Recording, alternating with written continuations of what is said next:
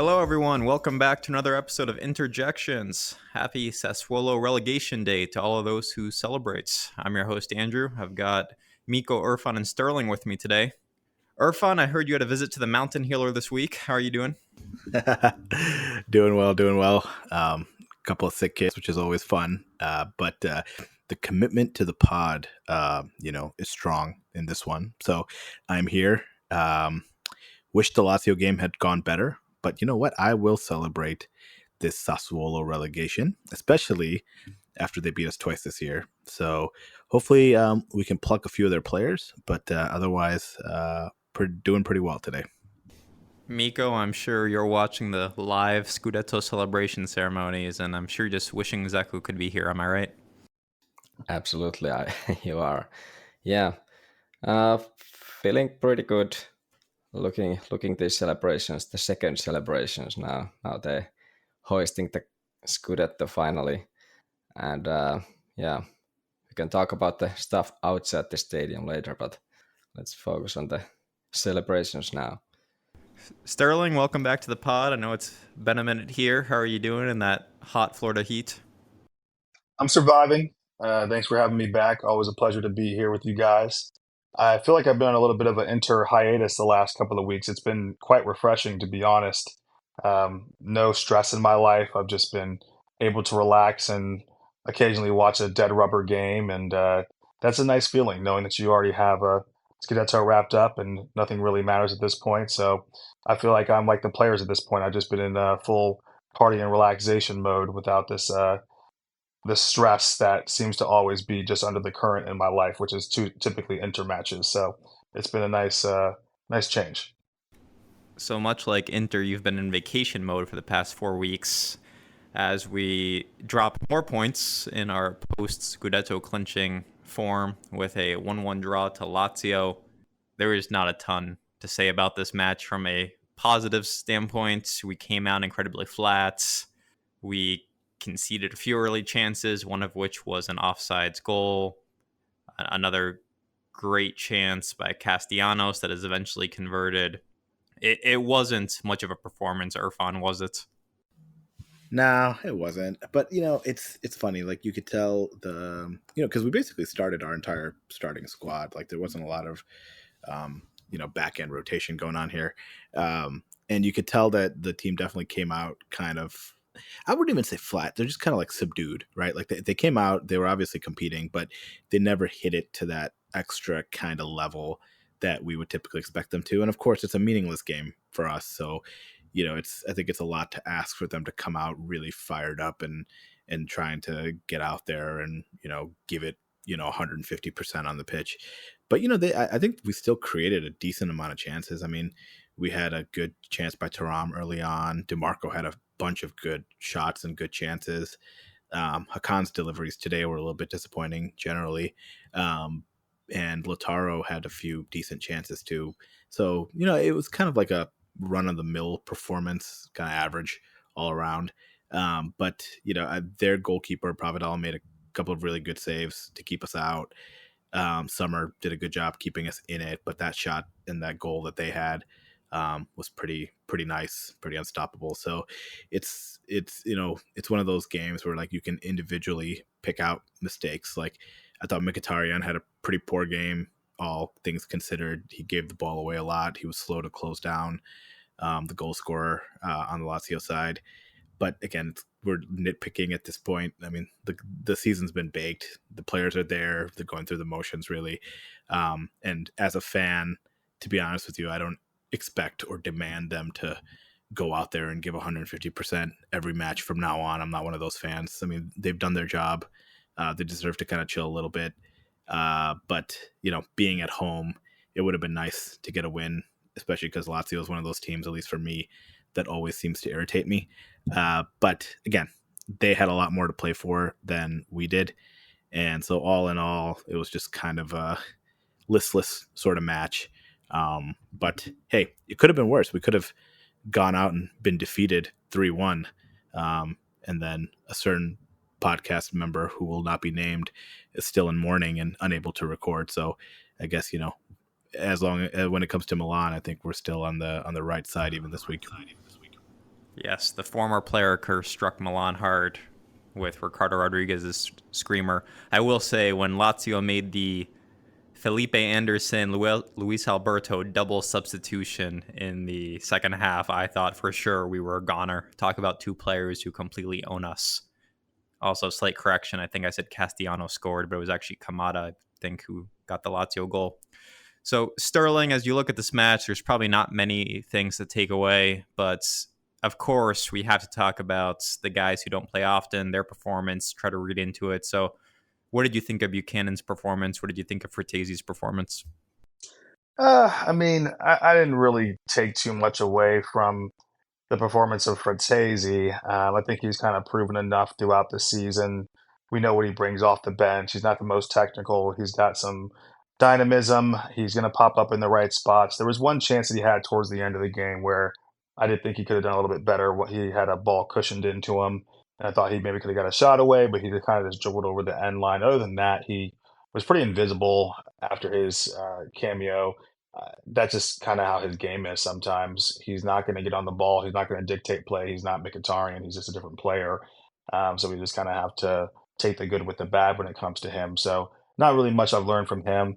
In terms of Buchanan, I'm still kind of on the fence about him and what his actual ceiling and potential is in this team. I think that there is something there. I think that if Inzaghi were to play him more and let him get embedded in the team, that he could potentially develop into at least a good spark off the bench for us. I don't know if he'll ever really be the level to be a starter for Inter or not, but he obviously has pace. He does have some technical ability. He's going to have to improve his decision making on when to use his dribbles versus when not to use his dribbles. I'd like to see him try a little bit more long passing as well. He seems to be playing a little bit safe so far, which I think is understandable given that he's new into the team and he's barely played. I think he just doesn't really want to make mistakes. And anytime a player is thinking, hey, the last thing I want to do is make a mistake right now, they're not going to play to their full potential. A lot of that does come from playing time. So hopefully, as he gets some more reps in preseason and going into next year, we'll see a little bit more of him and what he can really offer. But I do think that we need to find a way to start getting him to play on the right side. I think that's how we're going to be able to get the most out of him. I don't think that he's a left-sided player. It just always looks a little bit awkward to me. So yeah, I think it's still early days for Buchanan. I do see potential there, but just really not enough of a sample size to really make a call on him yet. So we eventually clawed back. As you all know, we don't get shut out very often. We tend to score goals in matches, and Sanchez puts in a cross at the far post that Dumfries heads in. Miko, this might be Dumfries' swan song in an Inter kit. It was a bit of a subdued celebration. What did you think of the goal, and do you think that will be the last goal Dumfries scores for Inter? Yeah, it was a nice goal, nice timing. It would have been, I don't know, quite a disappointment if we lost this game. So I was happy we managed to get the equalizer finally, and yeah, it was well taken.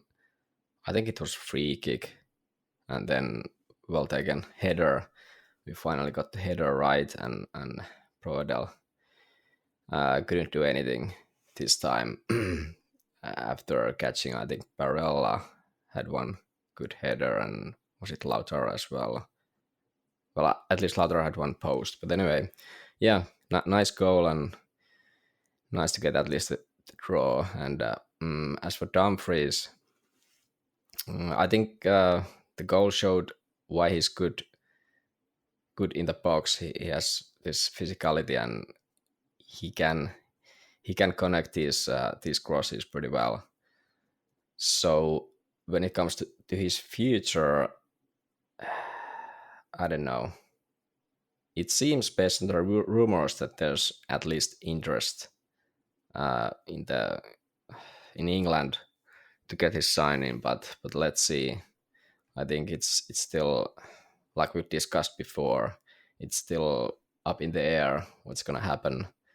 But I wouldn't mind selling him if we have some kind of a plan how to replace his departure, because I think there's some in a sense there's some value in him that if we change him to some cheaper option which would then provide still quite a good output if we have made our like scouting correctly. Then that would be a way to kind of maybe improve other departments in the lineup. I don't know, but let's see.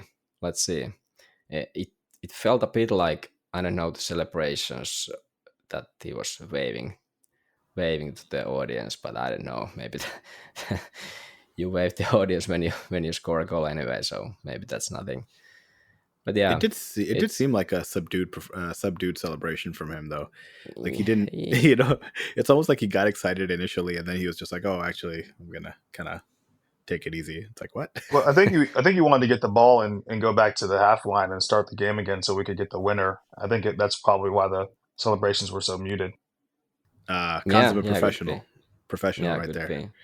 Yeah, I think that the issue with selling Dumfries, which by the way, I am pro selling Dumfries. I don't think that he should be a starter in this team moving forward. I think that long term, technically, he's just too limited for us to really, I guess, maximize the potential of Inzaghi's team with him being the out and out starter. I mean, he did obviously lose his position to Darmian over the course of the season. I think a lot of that did have to do with the fact that he got an injury at an opportune time and really dropped form. He actually started the season really well, but obviously after the injury, he just wasn't quite able to kind of pick things back up. But I think at this point, I've seen enough of Dumfries to know what we're going to get from him.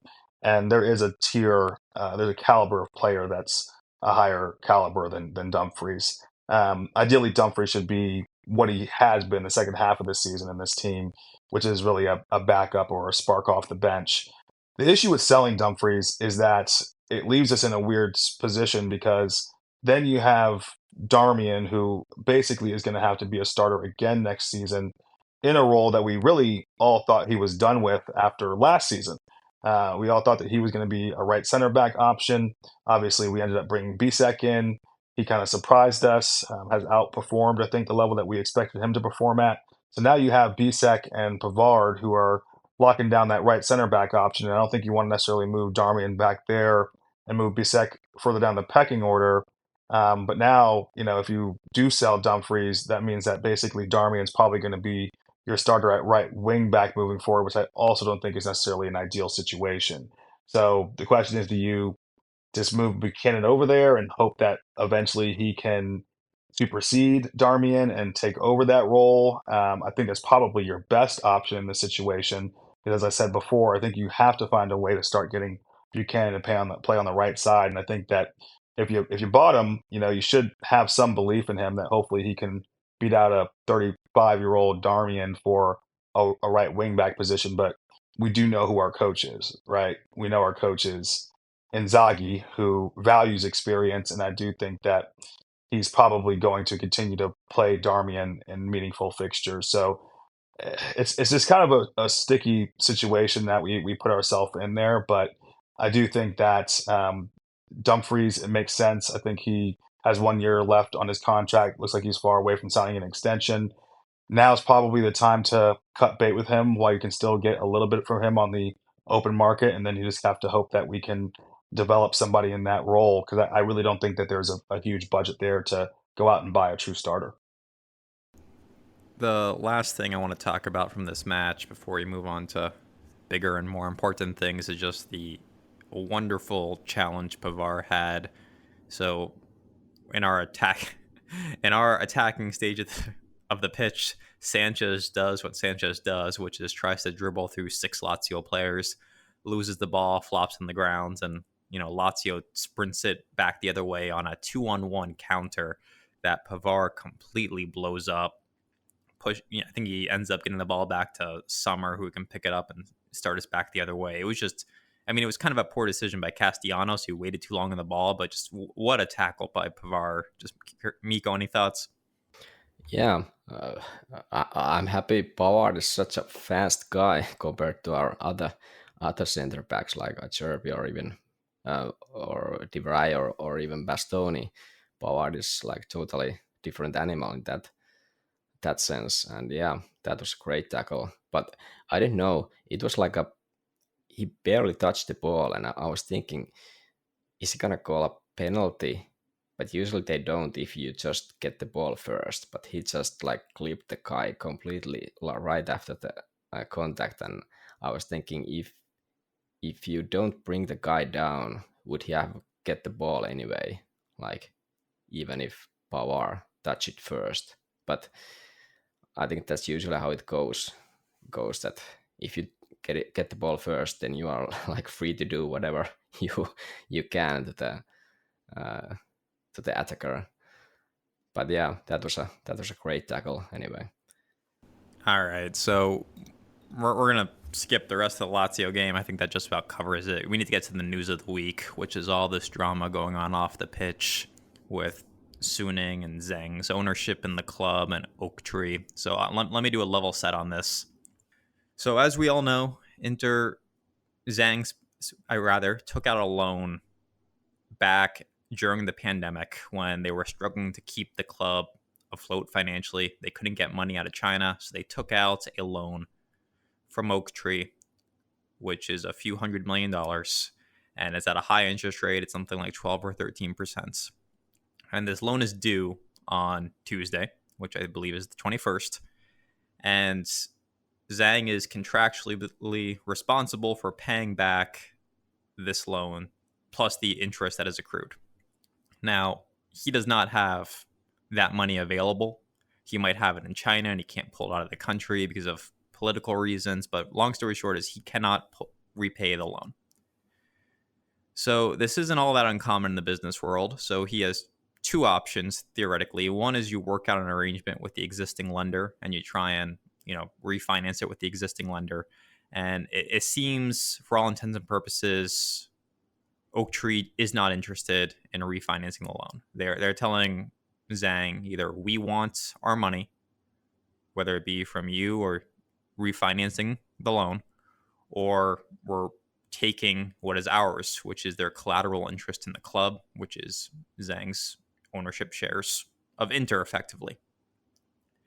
Now, we've all known this was coming for quite some time, and when Bernard was on that show a few weeks back, he was explaining this financial situation. And it's interesting because, like I said, Zhang has known this is coming, and yet here we are 2 days out and there's not a solution. There were negotiations with this other hedge fund called PIMCO that they were working with to try and see if they would extend them the necessary money. They'd become the new primary lender. And just given inflation, given elevated interest rates across the world right now, any refinancing is going to be closer to an 18 to 20% loan rather than the lower 12% that exists right now. So it's a critical financial situation. And really, it seems, based on media reports, that the most likely solution at this point is Oaktree takes possession of the club, becomes owner because of Zhang defaulting on his debts. And if that happens, we'd be owned by this California-based hedge funds. We'd be in ownership purgatory with Oaktree fully intent to sell us on to whichever investor chooses to, purchase the club and meet Oaktree's valuation. So there's a ton to unpack here. Sterling, you're a man of business, so I'll start with you. Are you surprised, or do you find it interesting that we've reached this point where Zhang hasn't been able to refinance the loan? We're 2 days out and he hasn't reached a solution. I'm not nearly as involved in this type of stuff as you are, but it just seems so strange to me that we're 2 days out and Zhang hasn't successfully negotiated something already. Like, why wait so long? That's a great question, and I am surprised. I don't really know if he maybe thought that he was backing them into some type of a corner, or what his real thought process was here, or maybe he thought that Oaktree would eventually give in to refinancing the opportunity as opposed to potentially taking the club over. But we've seen with AC Milan that these American hedge funds are not afraid to take over a club.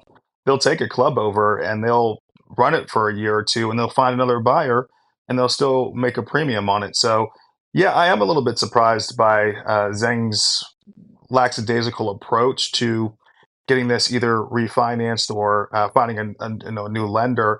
Um, I guess from my background in finance, I work in banking, so we do loans at a much smaller scale. But I can tell you that there's almost always a lender out there for any deal.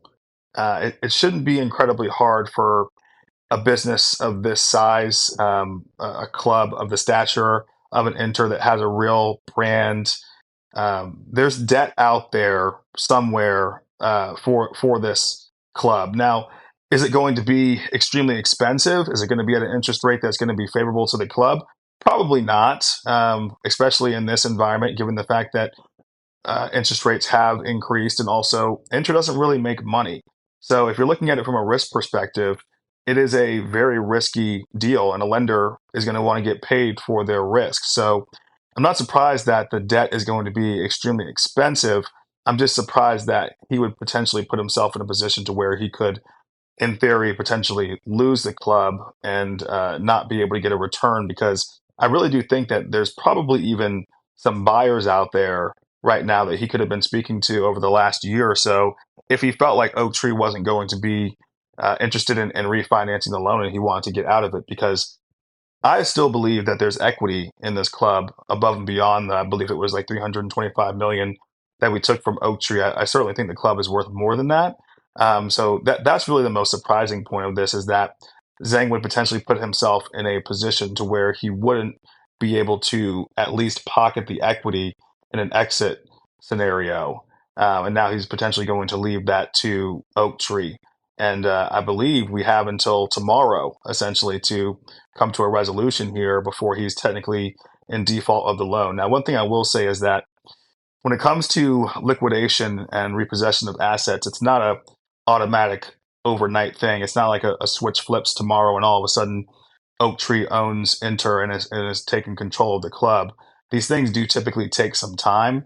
It may even need to go through a process with the courts as well. So I'm not sure exactly how long it's going to take. I doubt Zhang's just going to pull up in his shiny blue Ferrari and throw the keys at Oaktree and haul off. So we may be in kind of a purgatory here for a little bit. But man, it just seems like as an Inter fan, we just can't have nice things, doesn't it? I feel like every time we win a Scudetto, we get to celebrate for a week before it's an impending financial crisis. So it just seems like par for the course for us. Yeah. As far as I know, I want to correct one thing, and this was what Bernhard also talked with us a few weeks ago, or was it 2 months ago or something, that Jections won't lose the club for like nothing, because okay, they owe this $380 million to Oaktree, but they lose the Inter shares, but there's gonna be some kind of a fair valuation of Inter, and Oaktree needs to actually pay Jections all that fair valuation minus what the money Jections owe to Oaktree. So Oaktree needs to pay real money to Jections, and what I've understood from the comments or the media reports, and even a bit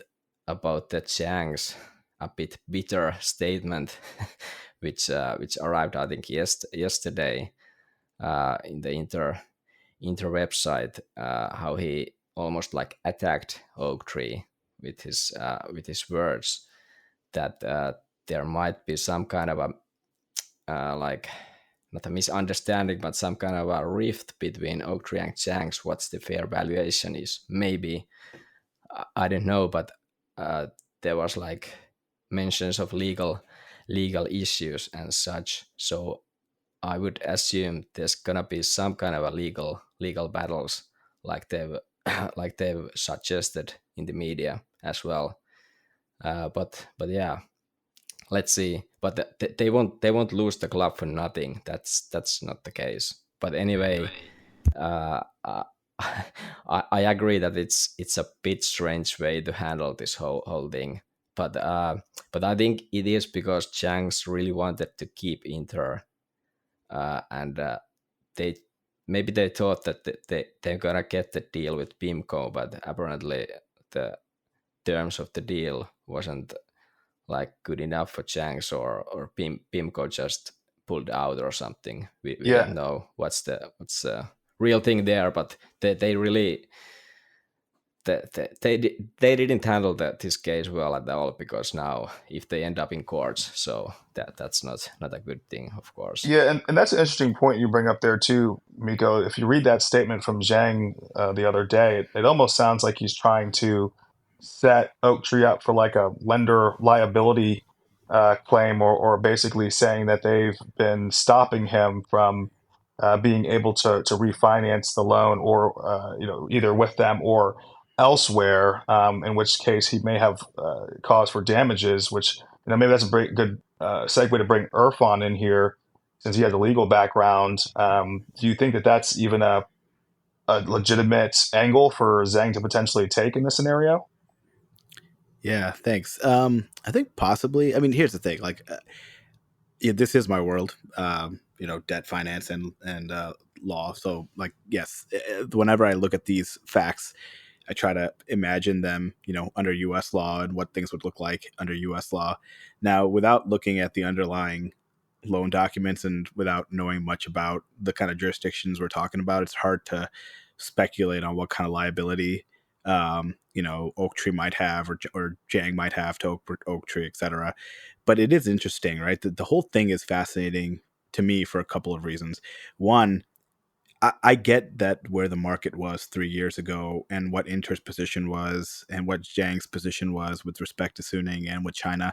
It was pretty dire straits at the time. And so, the couple of things that shock me is that he would sign this deal with Oaktree in the first place. Oaktree is notorious for not being kind of the soft relationship lender that you might be looking for when you're looking to get yourself out of trouble. So if you had to sign a deal with them, given what else is going on in the market, like, fine, you sign a deal with them. But you better, the day you sign that deal, you better be on the hunt to look out for a way to take them out as soon as you can. And so you don't sign that deal unless you have some sort of indication, some sort of idea that you can get out of it and find some sort of other financing to take them out. And you better be working on that day one. The other thing I'm not entirely sure of, based on media reports, is what exactly is in that deal. It, to me, if he was able to pay off the principal and interest on that loan, then they should be able to walk away without any sort of interference or ability to interfere uh, from Oaktree on anything else that they want to do. So if they were to bring in another lender that would pay off Oaktree interest and principal, then there's really nothing Oaktree can, in my opinion, interfere with or kind of sidetrack. So that's the other thing I'm not entirely understanding. His statement, Zhang's statement, was, frankly, it was kind of garbage. I can't believe someone would say that sort of thing and expect people to believe. When you're dealing with sophisticated parties, you're dealing with sophisticated, like, funds and businesses, and you expect us to, like, even fans, right, to go out there and think that, like, somehow Oaktree is, trying to sabotage the future of this club or trying to move Zhang out. It's just, to me, that was just kind of desperate. It didn't really make a lot of sense. And again, I keep going back to the fact that, like, maybe he's claiming some sort of lender liability or tortious interference by Oaktree into some other agreement. But I don't think Oaktree is that dumb in the first place to do something like that. I mean, these are very sophisticated people with very sophisticated counsel, who negotiated that loan doc probably pretty well. And the other thing I don't understand is, again, I don't see how anyone can make the argument that somehow Oaktree is sabotaging the independent ability of Suning and Zhang to find somebody else to pay off Oaktree. Like, if they're not getting their interest in principal paid back, then fine. They have to concede to something, they have to negotiate something. But if they're actually getting fully paid out, then there's really nothing that they should be able to do to sabotage that process. So I don't understand what he's saying and what the fact pattern is that would result in anything like this. They're a lender, and maybe he signed something in that initial agreement with Oaktree that's above and beyond what we would typically see here in the US, or we would typically see in most loan agreements. Maybe there's something in there that gives them, like, additional rights. But geez, if he signed something like that, then you really have to question what they were doing signing that in the first place. Yeah, to me, the words words bit felt like kind of like you said, desperation and like saving face in front of Inter fans who maybe are not too interested in all these financial details anyway. So and uh, and I think maybe the mentions of like trying to figure out all the different ways to pay.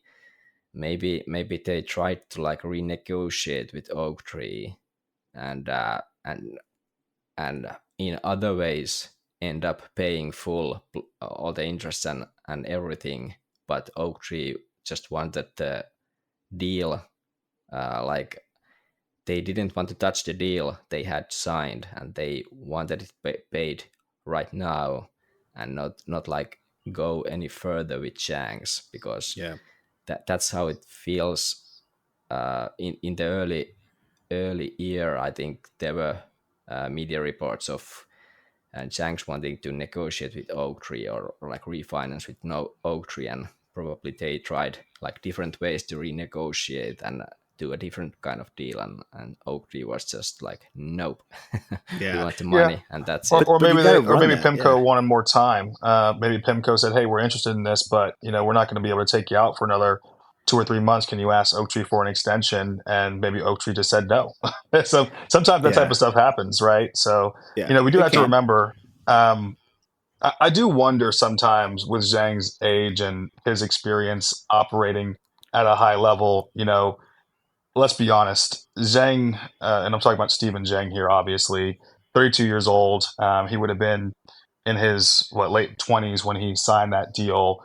To my knowledge, prior to him being the president of Inter, he never really had a ton of experience running a large conglomerate of an entity on his own. He was essentially thrust into that position by his dad, who is a self-made, billionaire. You do have to question his competency at this level. Yeah. You being born by the right, does not necessarily make you qualified to operate a company the size of Inter. No, you're right. And I think the other thing is, like, if you are relatively inexperienced, you have sophisticated people around you on the business side and on the legal side who advise you on these things. And so again, I think one of the biggest unknowns to us is twofold, right? Like, I think Zhang obviously deserves criticism for the situation we're in now. The question really is what he signed on at the time. Was it just truly a horrible deal, even at the time, right? I mean, 3 years ago, their situation was pretty desperate with China, and maybe this was, after a bunch of diligence and given the timing, the best deal that they could find. And if that's the case, then okay, fine. But then, if, like I said, if they signed it because there was nothing better, you look and you start looking immediately to find somebody to refinance them the second you sign that deal, because you cannot go and like be trying to sign a deal with Pimco, at the death to move them out 2 or 3 days before maturity. I mean, Sterling, Andrew, you guys know, like, when these corporations, with massive corporations or anybody, signs loans like this, they don't refinance in the last year of their loan. Like, they don't finance a year before maturity. They finance 2-3 years before maturity.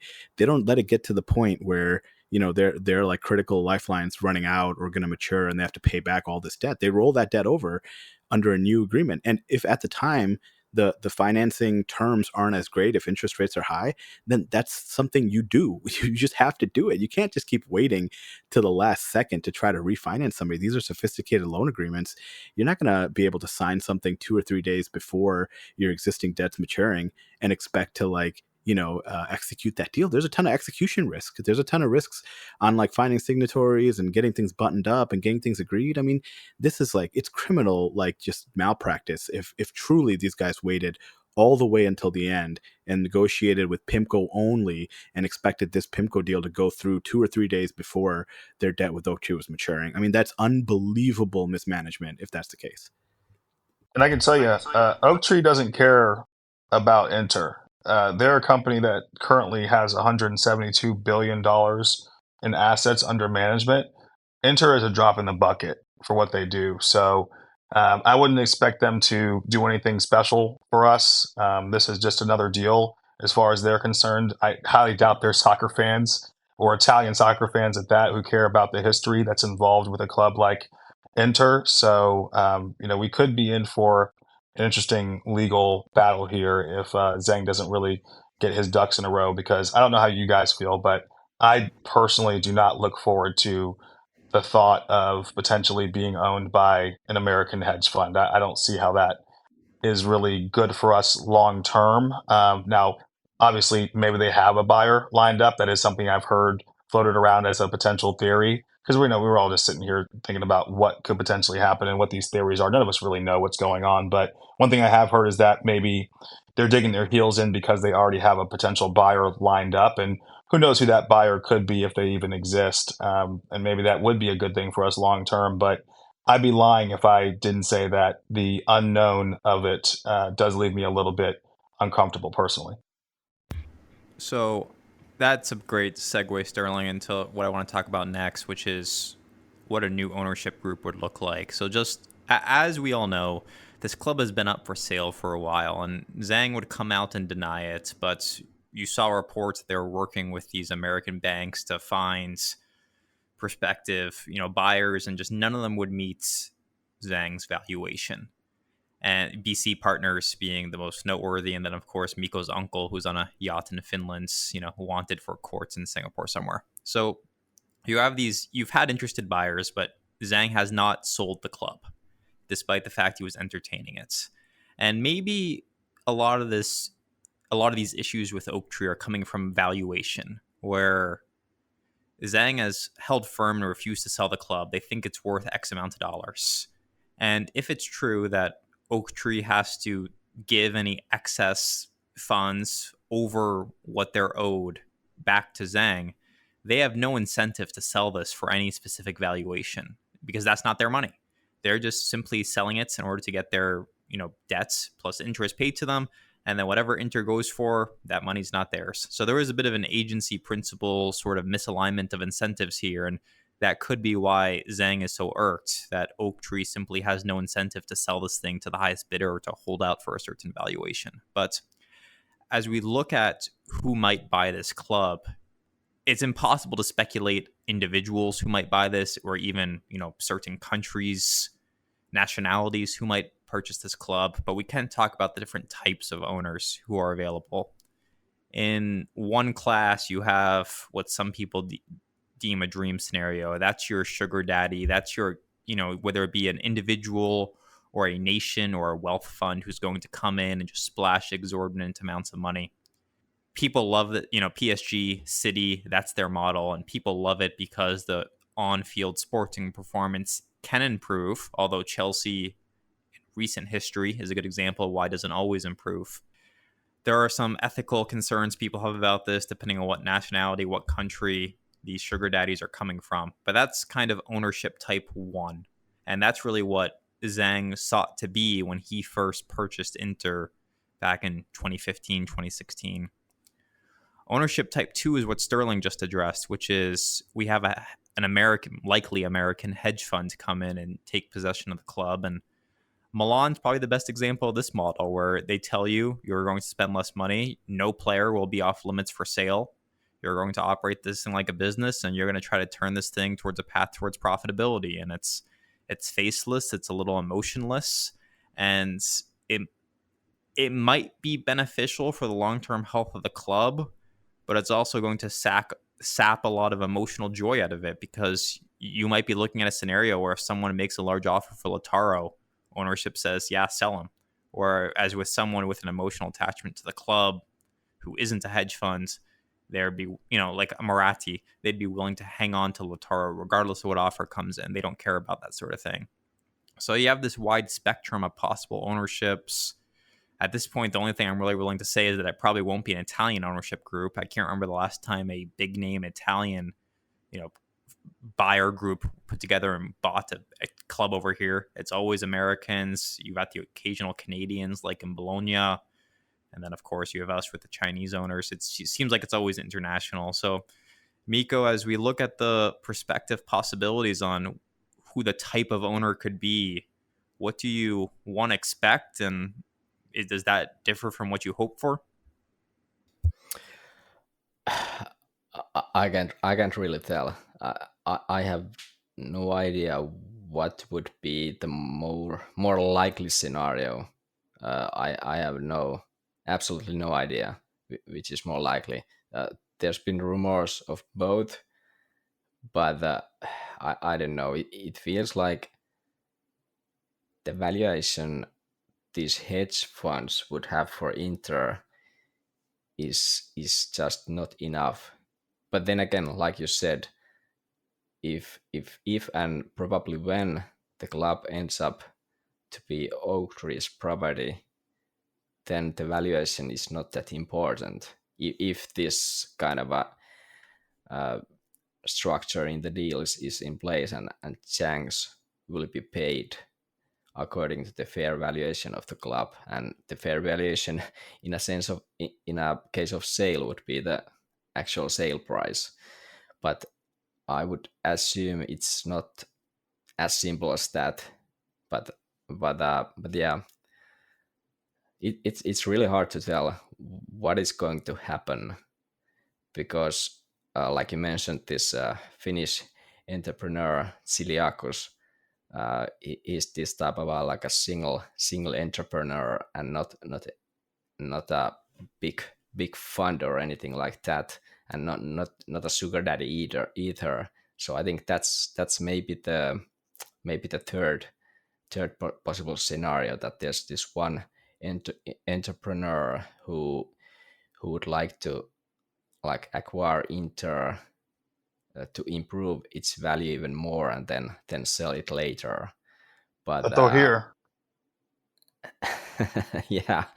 yeah, thank God he's not here anymore. It's a great comparison, though, in terms of like an individual who's not very wealthy, who probably has, I'd say, short-term aspirations for the club, which is honestly, that might be the worst case scenario of all these options we're talking about.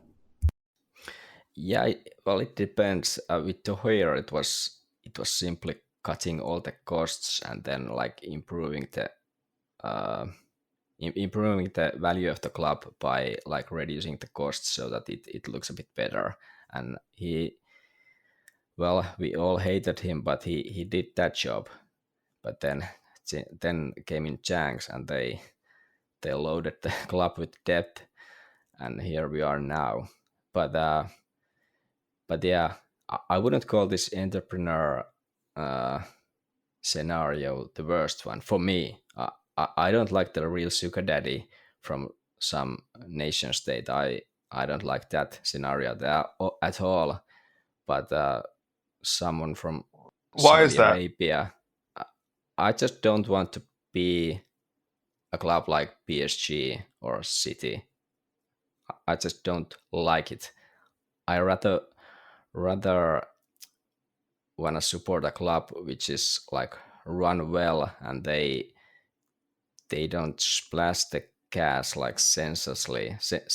How do you say, like without any care? I don't I think you would, could say that Manchester City splashes cash senselessly, though. I mean, if you look at their sporting project, I actually think it's one of the best run in the world. but they have spent the money more than even PSG, I think. Well, that's Yeah, true. they There's spend no the doubt about same. that. They do the spend a lot same. of money, but I'm talking about in terms of the on the field success and the consistency. I mean, they just won their fourth Premier League in a row, and they won a Champions League last year. I think it's hard to argue that sporting wise, it hasn't been a success. Yeah, but no one's claiming it isn't a success, because they've done it smartly, but they've spent so much more than anyone else in their competition, apart from maybe PSG, that it takes away kind of the, I don't know, it would take away some of the joy from me if my club is like, it's the like clearly the richest competitor, uh, who's going to win it after like for example the Champions League. They've tried it like with Guardiola like 6-7 years, or what was it, before they won it, and they put so much money into the club so that they could finally find the correct combination in the squad to win it. And I just Yeah, I don't but like that at all. but see, I think the reason that you feel that way is because they're not a historically rich club. Because I doubt you feel that way about Real Madrid, for example, right? And Real Madrid wins Champions League, it seems like every other year, and they're equally really as rich, right? They spend maybe Yeah, not as but much as a PSG, or they're probably maybe one level below that, but they are spending a lot of money, and they've been rich for a long time. And that's the thing with Inter too, is that Inter will never be a Man City or a PSG in terms of the way that they're viewed, because we are part of the historically rich clubs. We have a real history. I think the reason you look at a PSG and especially a Man City is because they kind of came out of nowhere once they got bought by these super rich nation states. well, yeah, I think you have a point there. I think that's part of the thing why I don't like that. And with Inter, it would be a bit different maybe, but then we would still know that where the money is coming from. And with Real Madrid, they are like making their money. They are Yeah. there's no individual or like a nation behind it. Maybe well Yeah. maybe back in the days Spain was like kind of indirectly Subsidizing them. Real, Yeah. yeah, But Real but they Madrid. also Anyway, yeah, yeah, Man City's also under like investigation for all sorts of sketchy deals. Let's not forget that. I mean, they spend money. They're also under investigation for all sorts of like breaking, FIFA agreements and other sorts of stuff. So Yeah, I think there 125 is. counts. Yeah, so I think there is a distinction to be drawn between some of the more like look at Bayern, for example, right? Like they're a club that also splashes cash and spends a lot of money, but they manage to do it a little bit more organically and sustainably than having somebody just come in and purchase like a $700 million team out of the blue. And I think Real Madrid's kind of in the same boat. As much as I hate to say it, I think Barcelona's probably in the same boat as well. So, these are clubs that have an actual governance and actual apparatus that is ultimately answerable for dollars and cents. Like they do have to sell some players and buy other players. Like Man City, has total disregard for the rules, and they go out and buy basically whoever they want, whenever they want. And even if they haven't done that in the last couple of years, they've built up such a squad over the last 10 years without any of those rules that it's really hard for them. Because I know Pep loves to say, as much as I like the guy, he loves to say, oh, over the last 2 years we've only spent, if you look at our net spend, it's only like 100 mil or something like that. And like, yeah, that might be true, but like if you pan out a little bit over the last 10-15 years, your club has spent billions, just like PSG. So and Miko's always had that view that he likes the more kind of organic and sustainable, talent based and finding diamonds in the rough and developing players sort of mold. So I get that. I wouldn't mind a sugar daddy in that sense. Like I think that's better than the very kind of cost conscious, not super wealthy individual coming in. And I give Man City credit in the sense that, unlike PSG and unlike other teams that have spent a lot of money, like look at Manchester United, for example, they've spent money well in connection with an organized sporting project. I will give them that, Sterling. So I think like you need a little bit of everything, right? Like if you're moving on from Zhang, I think you want an owner that has money, so you're not super cash strapped, because the expectations that Inter have in the league are high, and we need to be able to sustain like a very high quality product. That's what the fans expect. That's what the consumers of Inter and Serie expect. So I think you do need someone who has some deep pockets. But yeah, I don't think you necessarily need someone who's going to come in and try to buy marquee players at every position. And I think most people who buy Inter know that that's not like the club has gotten a lot of success without having to do that. And I think that's why even Oaktree, you saw the news was that, oh, they have a lot of faith in the management. They have a lot of faith in Marotta. And obviously that's because, I mean, we've had a model now that's been relatively sustainable and the club has been performing really well. Now, I still give a lot more credit to Inzaghi and to Marotta than I do to Zhang or to Suning, but they did hire Marotta, and either them or Marotta hired Inzaghi, so they deserve some of that credit too. But ultimately, like, it's a fascinating situation because you have a team that's full of talent. It's got great assets, not a lot of super aging assets. Like you can say some of our players are old and some of the key players are old, but you still have a relatively young under 30 core on this team. And you have management and a coach that's proven that you can go out and get relatively cheap or free players to plug in here and there, and as long as they fit the sporting vision, you can get the team to perform at a really high level. So I mean, it's a very, in my opinion, and I know I'm biased as a fan, but it's a very attractive project. If I was there, I mean, I'll say, like, maybe if we can get to like 1,000 subscribers or maybe some more listens, maybe we can throw our hat in the ring and try to buy Inter. But I think we might come up about $1 billion short, but you never know. So what I was going to say, though, is that, I mean, if philosophically your viewpoint is that, football should be grassroots and essentially everybody should be running a financial fair play type of model, then yeah, I fully understand that. And I think that that's just really comes down to each and every individual and how they personally feel about this sport. However, I'll just tell you, they're not giving out extra points or extra trophies for doing it the grassroots way. Do you think Chelsea fans during the Abramovich era felt any worse when they won a Champions League finally, or when they were winning Premier Leagues? Or do you think Manchester City fans were? I can tell you, I saw them on TV today, and they were crying, and it wasn't because of 125 charges. It was because of 4 trophies in a row. So, me personally, I just kind of maybe have a more cynical view of the sport and understand that money has infiltrated football a long time ago. It will continue to infiltrate football. It's the future, it's the present. And if we can get a sugar daddy who wants to come in here and spend money while doing it the smart way, I don't want to go the current Chelsea approach or the superstar PSG approach where you have a dressing room that essentially controls the team. I think if you can add a little bit of money to the already shrewd management team that we have in place, I'm all for that, even if that means it's coming from a nation state. My wish list for a new owner, I really don't care about the characteristics, the nationality, anything like that. I just want someone who's going to be able to get the stadium project done. And I'm asking for a lot because no Inter owner in our lifetime has been able to make any progress with this. But if you think about the long-term future of this club, and if you want to talk about it being profitable year in, year out, that all goes through building a stadium.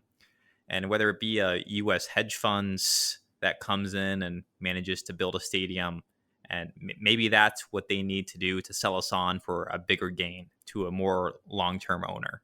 Or if we get one of these ultra-rich owners who comes in and builds a stadium, maybe the money won't matter as much. But regardless, like that's the path towards this club being sustainable. And if we have a stadium, we have the revenues that comes with it, we don't have to worry about selling players unless we want to sell the player. We don't have to worry about expanding the global footprint and like Seriea losing money from negotiating TV rights and all that fun stuff. So that's really the big item on my wish list. The worst case scenario would be we get one of these hedge fund owners who wants to come in, doesn't make any progress on a stadium, and tries to flip us in 2-3 years and demands we sell key players.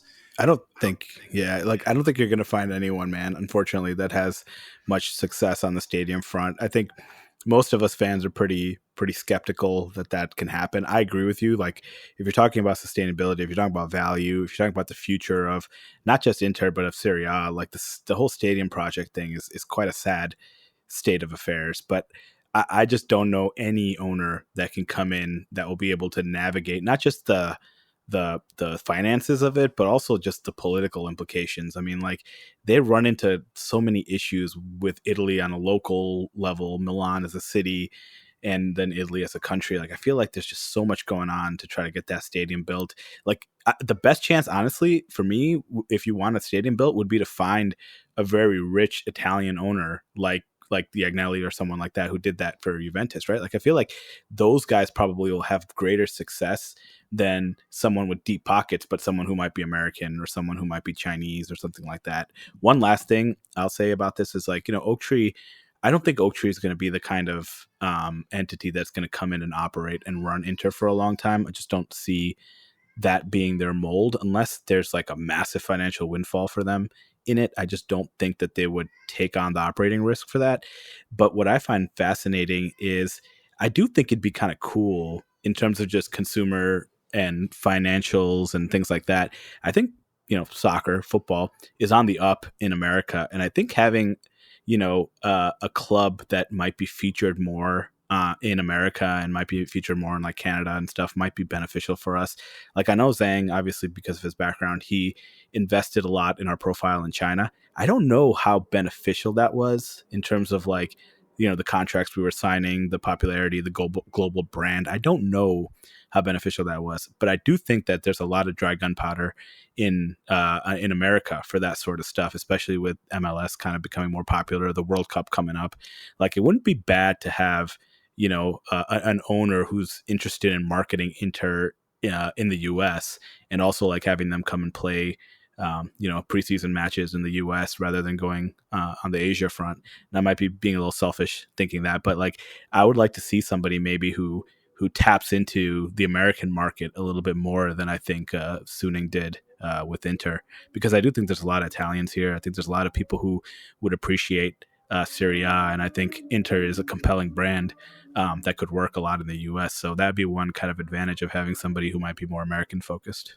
Yeah, one thing I will say really quickly about Inter and a potential buyer as well is that I really do agree with what Irfan said. I think that this club is actually a pretty attractive potential target if you're just looking at the club in an isolated vacuum. The problem is that you're not just buying Inter, you're buying into Italy and you're buying into Serie A, and that's where the real problems start because the stadium situation, I agree, is probably never going to get fixed. At this point, I think you'd have a better chance of buying land in southern Switzerland and trying to build it there as opposed to actually getting it built in Italy. It's just a nonsensical yellow brick road of a journey that they send every potential new owner down that really has no ending.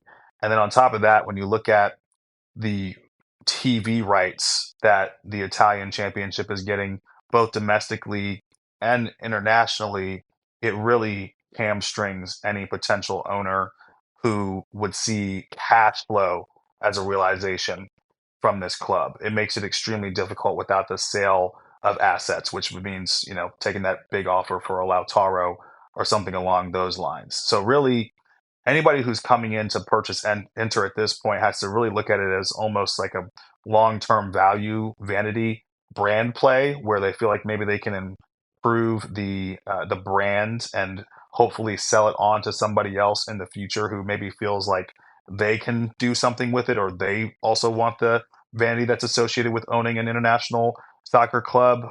That's really the long-term play here because with the current economic situation of Syria and Italy, I find it hard to believe that you're really going to get any immediate cash flow from true operation of the club. I hear your guys' points. I'm hoping that Italy is co-hosting Euros in a few years with Turkey. I'm hoping that leads to some sort of emphasis on pouring money into stadiums, because if you start going through the list of stadiums that are acceptable to host an international football tournament in this country, it's a really short list. So they're going to have to invest money somewhere, and I'm hoping we're one of the destinations. But I hear your points, and maybe the simple solution here is just increasing commercial revenues. I mean, Zhang oversaw a year in which we earned $0 million from a kit sponsorship. There are easier paths to making some money here that don't require a PhD from Wharton.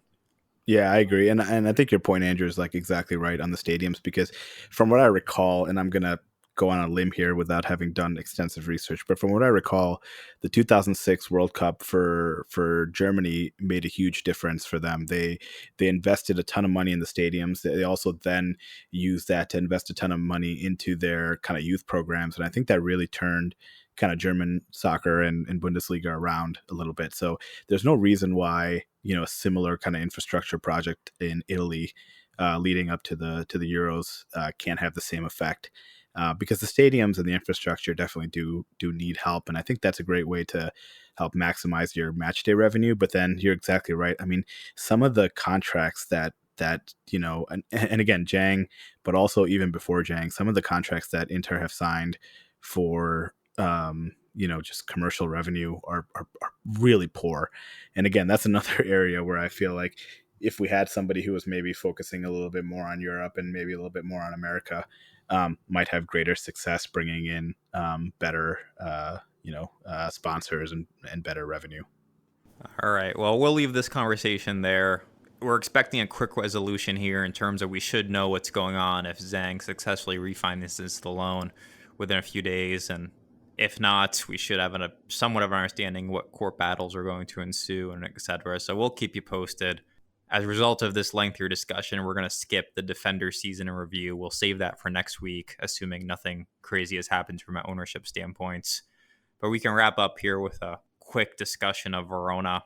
There's really not much to talk about for this match. We have the trophy in hands, quite literally just had the trophy's presentation.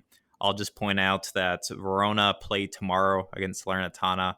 I believe if Verona wins, they are officially safe. Of course, Salernitana are relegated and already gone, so they have very little to play for.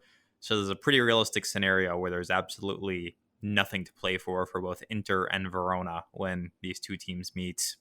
Personally, I thought today was the perfect send-off for the season in terms of we played a full-strength starting lineup in front of the home fans.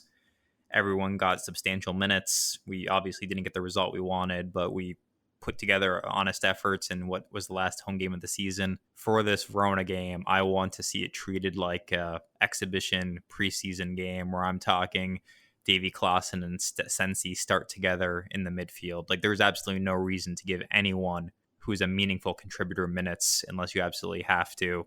Miko, do you differ in that standpoint? Are you yearning for 3 points against Verona? I agree with you completely.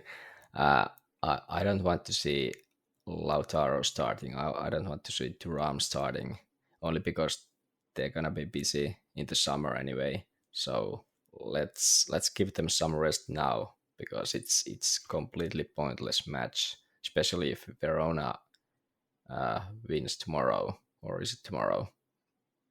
Maybe it was tomorrow. Anyway, if they are safe, like you said, the match is meaningless. So let's not play it like it matters anymore. We don't have any point record to trying to catch, and it doesn't make any sense to use players who have played like 3,000 minutes this season. So yeah, let's go with the full bench as much as we can. I don't think there's really much else to discuss for this game, unless, Sterling, you have anything you want to add here? No, I agree with what's been said. I think that if we can maybe even give a debut to a youngster from the Primavera, that would be kind of a cool thing. I haven't really been paying much attention to the Primavera this year and who the new hot prospect is, but I'm sure there's always at least one or two kids who they feel like has a potential to get to a high level. It'd be nice to maybe see one of them get at least a 20-minute cameo or something like that. I would love to see Buchanan get his first starts for the club. That'd be nice as well. Other than that, I really don't care who plays, how long they play, what the score is. I'll probably watch the match. I'm not even going to guarantee that I watch it. At this point, I'm kind of ready to take a little break, see what the transfer market's going to bring in, see if we have an owner who's going to actually be running this club next year. There's a lot of things going on. Obviously, this game is kind of a nothing burger at this point. So whatever happens. Who's that guy? He had like a few minutes for us. Ebenezer, what's his name? That guy, young Ebenezer. Yeah. give me like, first of all, we got to start the midfield trio of Klaassen, Sensi, and Aslani. We got to start that. I definitely want Buchanan to get his full first start. I'd like to see Bisek again. Let me get that Arnautovic Sanchez combination in to see what we can do. Let me get a little bit more of Adero out there, and or maybe DJ Gennaro on goal, maybe. So Irfan's predicting a 4-0 Verona win. Di Gennaro, that's actually a good shout, Miko. Oh, yeah, they should play him. Yeah, Ardero's too good for this one. I think we put in Di Gennaro. But yeah, I want to see young Ebenezer play. Isn't there like a young Sar as well? Throw him out there. And there's a defender. I remember we took a defender on the preseason tour who actually looked pretty decent. I think his name. Yeah, Stabile. Yeah, put Stabile out there too. Let's let these guys see what they can do. But as long as I get an Asllani and Buchanan start, then I'm predicting a rousing win. I guess I'll make Sterling and Miko make predictions too. Go ahead, guys. All right, I can go first. I'm going to say it will be a 2-1 for Inter. So I guess a 1-2, as Miko would say, for Inter. I'm gonna go with some ridiculous 3-3 draw with half the Primavera starting and not doing too well. This is going to be an emotional game for me. This will be the last time I get to watch Davy Klaassen in Inter kits, and he's going to get that goal I've been yearning for. So this is going to be a 2-2 draw. Sanchez, of course, scores in his last Inter game. Davy Klaassen scores. And, of course, we're going to drop points because who cares? I would love if Pavard could get a goal, actually. That'd be a nice love it thing to happen, but I'm hoping he doesn't even play, to be honest. So is all the French national team. They're hoping he doesn't play either. But in terms of scoreline, you know what? I think last year we beat them, 6-0? So I'm going to predict a audacious 4-0 victory for Inter with Asllani getting on the score sheet. And the other goals, I don't even care, because once Asllani scores, I'll be so happy that I won't even know what happens. But the 6-0 was, we had Dzeko back then, so it's different. All right, it's time to debut our newest segment called Irfan's Hot Betting Tips. Irfan, I need you to preview Leverkusen versus Atalanta for me, the Europa League final this week. So, question before I do that, is your boy playing, the game changer in chief? The man, the myth, the legend, Scamacca is playing. Confirmed. Oh, all right. Well, then my hot betting tip is that this will be Leverkusen's first loss of the season. I'm going with a strong Italian win over the German rivals, 2-1 with the Scamacca brace and Xhaka wonder goal. I love it. I absolutely love it. This is a compelling match. It is sort of what's that one paradox? Unstoppable force versus immovable object. You have Atalanta in a cup final, which they will surely lose, against just the wonder that is Scamacca, who just can't stop scoring. Scored again today. Just what a man. So yeah, this is going to be a 1-0 Atalanta Scamacca win. I do think it's time for people to start giving you your flowers, Andrew. You called it on Scamacca. And there were some times during this season where that looked like a really ridiculous call from you. But I think now we have to say this guy is actually in form and looks extremely good.